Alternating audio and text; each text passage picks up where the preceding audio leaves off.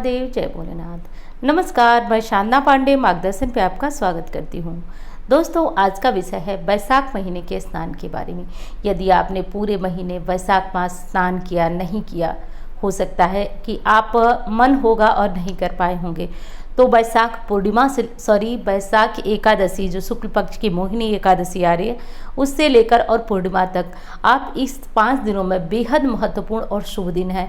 यदि मैं कहूँ तो ये कह सकती हूँ कि बहुत एक 99% लोगों को पता ही नहीं होता है कि वैशाख स्नान का महत्व क्या है। कार्तिक स्नान तो देखिए बहुत सारे लोग करते हैं क्योंकि उसके बारे में बहुत प्रचलन है, लोग जानते भी हैं, लेकिन ये वाला स्नान यानी कि वैशाख महीने का स्नान बहुत महत्वपूर्ण और विशेष होता है। चलिए, छूट गया है या फिर आप वैशाख स्नान कर रहे हैं, 1 दिन लेट हो गया, 2 दिन लेट हो गया, मतलब सही नियम नहीं आप पालन कर पाए, तो इन 5 दिनों में आपको क्या करना है। देखिए, एकादशी 1 मई को है, तो 1 मई से लेकर 5 मई तक, 1 मई से 5 मई तक आपको क्या करना है, कैसे करना है कि संपूर्ण वैशाख मास के स्नान का फल आपको प्राप्त हो सके। देखिए, इसमें 2 राय नहीं है कि हमारे हिंदू धर्म में जो 12 महीने हैं उसमें विशेष कुछ महीने बहुत शुभ माने जाते हैं। श्रावण हो गया, कार्तिक हो गया, वैशाख हो गया, ये महीने इतने शुभ माने जाते हैं कि हम बिना किसी मुहूर्त के इन महीनों पे बहुत ज़्यादा कोई व्रत उठाना या ये सब विश्वास बहुत ज़्यादा हमारा होता है और होना भी चाहिए। कहा गया है कि कार्तिक और वैशाख मास भगवान विष्णु का साक्षात स्वरूप माना जाता है और भगवान विष्णु से जुड़े हुए किसी भी कार्य को करने के लिए, जैसे सावन में भोलेनाथ की पूजा, उनकी उपासना के लिए सावन जाना जाता है, वैसे वैशाख और कार्तिक जाना जाता है। तो चलिए, अब इन 5 दिनों में क्या करना है मैं शुरू से अंत तक आपको एक एक चीज़ बता देती हूँ। आप किसी मनोकामना के लिए करना चाहते हैं तो वैशाख मास की एकादशी के दिन, जो कि आपको 1 मई को पड़ रही है, तो 1 मई को सुबह सवेरे जग जाइएगा।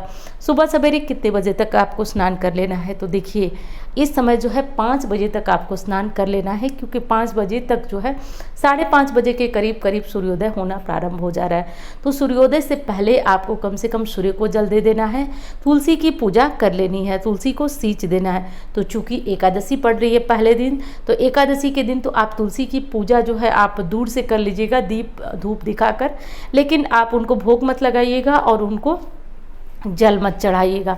तो पहले दिन आपको उठना है कम से कम 3:30-4, आप अपनी व्यवस्था देख लें कि कैसे करेंगे। अब कुछ लोग कहेंगे कि दीदी घर के काम छोड़कर कर सकते हैं या नहीं। देखिए, नियम तो यही है, घर का बासी छोड़ करके, यानी बहुत है, यदि आपके यहाँ मेड आती है, बर्तन वगैरह नहीं धुल पाते हैं, तो कम से कम आप अपने रसोई घर की साफ़ सफाई कर लें और उसके बाद जो घर का मेन डोर है उसकी सफाई कर लें, आंगन वगैरह जितना हो सके उतनी कुछ ना कुछ झाड़ू वगैरह ज़रूर मार लें, इतना कुछ कर लें। बिल्कुल बासी घर को छोड़कर पूजा पाठ नहीं किया जाता है, तो इतना कर लें जितना ज़रूरी है। बाकी बर्तन वगैरह जो आएंगी वो धुलती रहेंगी, तो उसका टेंशन आप लोग मत लीजिएगा। उसके बाद इतना करने के बाद आपको अपना दैनिक जो काम है वो करके स्नान कर लेना है। स्नान के तुरंत बाद आपको भगवान सूर्य नारायण को जल देना है। अब देखिए, अंधेरा और उजाला मत देखिएगा, बस दे दीजिएगा। कब तक नहा लीजिएगा, अधिकतम आपकी समय सीमा 5 बजे तक है, उससे देर मत करिएगा, नहीं माना जाएगा वैशाख स्नान। वैसे तो देखिए 4 बजे ही स्नान करना चाहिए, क्योंकि सर्दियों का मौसम है, तो 4 बजे स्नान कर लेना चाहिए। लेकिन आप नहीं कर पाते हैं किसी कारण से, तो आप कम से कम मैं ऐसा समय बताती हूँ जो हर कोई कर सके, तो कम से कम जो है आप 5 बजे तक स्नान कर लीजिएगा। सूर्य नारायण को जल दे दीजिएगा। जल देते समय एक चीज़ का ध्यान रखिएगा, जल में थोड़ा सा गुड़ जरूर डाल लीजिएगा।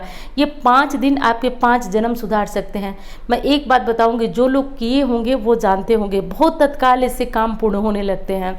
और हाँ, जिनको कुछ मनोकामना, जैसे देखिए मैं तो कहूँगी कि बिना किसी मनोकामना के लिए कोई भी वैसा व्रत पूजा हो तो करिए, लेकिन कोई मन में काम है जो नहीं सिद्ध हो रहा है, तो आप पहले दिन अपना नाम, स्थान, गोत्र यदि पता है तो बोल दीजिए और अपनी मनोकामना बोलकर भगवान श्री गणेश के सामने जो है ये चीज़ समर्पित कर दीजिए। जो आपने हाथ में जल और फूल लेकर के, बार बार बताती हूँ इसलिए कई बार चीज़ें जल्दी जल्दी निकल जाती हैं, तो आपको संकल्प करना है। संकल्प करने के बाद आपको ये चीज़ भगवान गणेश के सामने रखकर आपको आज के दिन से स्नान वगैरह चालू कर देना है। अब खान पान के नियम हैं, तो देखिए आप स्नान के बाद चाहें तो लहसुन प्याज का सेवन कर सकते हैं, बहुत कोई टेंशन वाली बात नहीं है, लेकिन नहीं खाते हैं तो बेहद अच्छा। इन 5 दिनों में आपको ब्रह्मचर्य का पालन करना होता है। पुरुष यदि कर रहे हैं तो मांस, मदिरा और जो भी नशीली चीज़ें हैं इनसे दूर रहिए।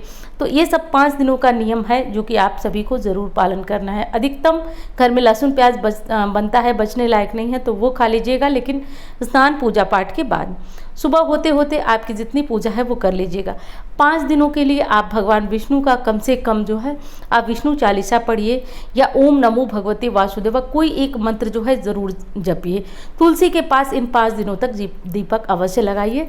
तुलसी की जितनी हो सके सेवा, और यदि तुलसी धूप में है, जो कि कोई मतलब उनका एकदम व्यवस्था खराब हो गया, इतनी ज़्यादा धूप है कि उनको मतलब सूखने लगी हैं, तो उनको क्या करिए कि आप एक कपड़ा ले लीजिए मोटा सा, जो उनके ऊपर उड़ा दीजिए। सब मिलाकर उनके आराम की, तुलसी माता के आराम की व्यवस्था करिए। उसके बाद क्या करना है आपको कि तुलसी जी की पूजा प्रार्थना सब कुछ कर लीजिए, भगवान विष्णु की पूजा कर लिए बस। अब इसके बाद प्रतिदिन थोड़ा थोड़ा दान ज़रूर करिए। प्रतिदिन 5 दिन स्नान पूजा के बाद थोड़ा थोड़ा दान, जैसे कि अन्नदान कर सकते हैं, प्रतिदिन 11 रुपये निकाल कर दान कर सकते हैं। कुछ कपड़े हैं तो थोड़ा कपड़े दान करिए, किसी दिन अनाज दान करिए, किसी दिन पैसे दान करिए, किसी दिन मिट्टी का कोई बर्तन है वो दान कर सकते हैं। तो जो अपनी व्यवस्था है उसके अनुसार आप थोड़ा थोड़ा 5 दिन अलग अलग कर सकते हैं, 5 दिन एक ही कर सकते हैं। ये कर लिया आपने। फिर अंतिम दिन यानी कि पूर्णिमा का दिन। अब पूर्णिमा के दिन आपको क्या करना है कि पूर्णिमा के दिन थोड़ा सा आप ओम नमो भगवते वासुदेवाय का एक माला मंत्र जपते हुए थोड़ा सा गाय के गोबर का उपला तैयार कर लीजिए। उसमें गाय के घी से हवन होम जो भी कहिए, स्वाहा, ओम नमो भगवते वासुदेवाय स्वाहा बोलते हुए जो है आपको हवन होम कर लेना है। इस तरह से करके 5 दिन का ये नियम पूर्ण कर लेना है। दोस्तों एक चीज़ बता दूं, आपको लगता है ना कि आपके जीवन में कोई सुख नहीं आ रहा है, सामने वाला व्यक्ति जो है वो सुखी है, हमारे पूर्वजन्म के कर्म थे, क्योंकि हम इस जन्म में तो कुछ भी बुरा नहीं कर रहे हैं। एक चींटी को मारने की ना हमारी औकात है, ना क्षमता है, ना हमारा हृदय है, फिर हम इस जन्म में इतने तकलीफ में क्यों हैं? हम तो अपने समझ से सबको अच्छा करते हैं। यदि मन में ऐसी भावना है तो एक बार इस स्नान को प्रारंभ करिए। फिर देखिए एक चीज़ तो आपके अंदर 100% बताती हूँ, एक संतोष आ जाएगा कि जो भी प्रभु कर रहे हैं वही देंगे, हम और आप देने वाले भी नहीं हैं। वो संतोष देंगे, वो रास्ता दिखाएंगे कि आपको क्या करना है, कैसे करना है। परिस्थितियाँ धीरे धीरे नॉर्मल हो जाएंगी, मतलब सामान्य हो जाएंगी। तो ये काम वैशाख स्नान का मतलब एक पूरे घर में ये चीज़ होनी चाहिए, लेकिन परिवार का एक मुखिया यदि कर लेता है कम से कम 5 दिन, तो बेहद आपको आराम और शुभ फलों की प्राप्ति मिलने वाली है। क्योंकि देखिए आजकल व्यक्ति हर तरह से परेशान है। यदि कोई धन से परेशान है, नहीं परेशान है तो वो तन से है, कोई तन से है, नहीं तो परिवार से है, मतलब सब मिला जुला करके दिक्कतें चारों तरफ है। तो हर प्रकार की कामनाओं की सिद्धि के लिए ये वैशाख का मास बेहद शुभ है। लेकिन अंतिम दिन जो हमने बताया होम हवन, वो करना मत भूलिएगा। अंतिम दिन थोड़ा सा बढ़ा करके दान दक्षिणा ब्राह्मण को, मंदिर में ज़रूरतमंद को, जिसको आप देना चाहें दे लीजिएगा। तो बस यही नियम था, इसको ज़रूर कर लीजिएगा। अब एक चीज़ और बताती हूँ जो कि अमोघ है, ब्रह्मास्त्र है मेरे कहने से। इन 5 दिनों में यदि आपका कोई काम नहीं पूर्ण हुआ तो आप अपना नाम, स्थान और गोत्र बोलते हुए पीपल वृक्ष के पास जाकर संकल्प करिए कि मैं इन 5 दिनों में, यानी कि एकादशी से लेकर पूर्णिमा तक, मैं पीपल वृक्ष को सींचूंगा या सींचूंगी। हे पीपल देव, मेरी ये कामना पूर्ण करिए। तो उस कामना को पूर्ण करने के लिए देवता और पितृ दोनों ही लग जाते हैं। यदि आपके ऊपर किसी प्रकार का पितृदोष नहीं हुआ तो भी आप कर लीजिएगा। यदि कोई पितृदोष है तो भी उसको बात करना यह है कि आप एक जल का लोटा ले लीजिए, कोई भी लोटा ले लीजिए।